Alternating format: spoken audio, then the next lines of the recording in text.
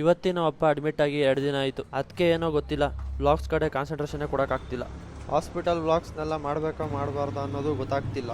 ಆದರೂ ಇರಲಿ, ಮಾಡೋಣ ಅಂತ ಸ್ಟಾರ್ಟ್ ಮಾಡಿದ್ದೀನಿ. ಬೆಳಗ್ಗೆನೇ ಕಾಫಿ ಕುಡಿತೀನಿ ಇದ್ರು, ಕಾಫಿ ತೊಗೊಂಡೋಗೋಣ ಅಂತ ಬಂದಿದ್ದೀನಿ. ತಿಪ್ಟೂರಲ್ಲಿ ಯಾವುದಾದ್ರೂ ಫೇಮಸ್ ಕಾಫಿ ಸೆಂಟ್ರ್ ಇದೆಯಾ? ಗೊತ್ತಿದ್ರೆ ತಿಳಿಸ್ಕೊಡಿ ಗೈಸ್. ನಾನು ಕಾಫಿ ಎಲ್ಲ ಎತ್ಕೊಂಡು ಸೀದಾ ವಾಪಸ್ ಬಂದೆ.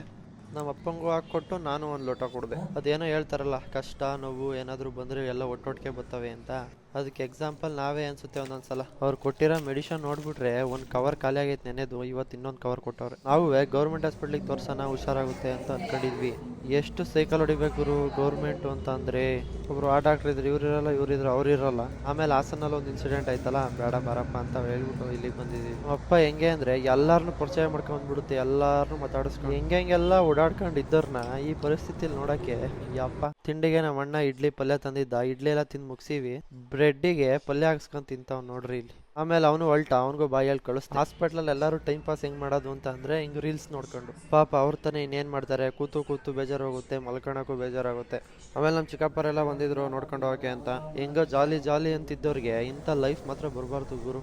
ಯಾಕಂದ್ರೆ ಇದನ್ನೆಲ್ಲ ನಮ್ಮ ಅಪ್ಪ ನೋಡೇ ಇಲ್ಲ. ಅವ್ರಿಗೆ ಇದೆಲ್ಲ ಫಸ್ಟ್ ಟೈಮ್.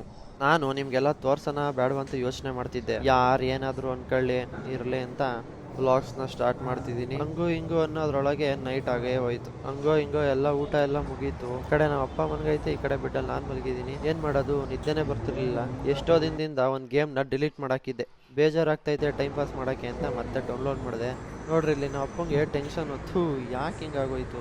ಸ್ವಲ್ಪ ಹೊತ್ತು ನಿದ್ದೆ ಬರೋ ತನಕ ಗೇಮ್ ಆಡೋಣ ಅಂತ ಗೇಮ್ ಆಡ್ಕೊಂಡು ಈ ದಿನನ ಎಂಡ್ ಮಾಡ್ತಾ ಇದ್ದೀನಿ.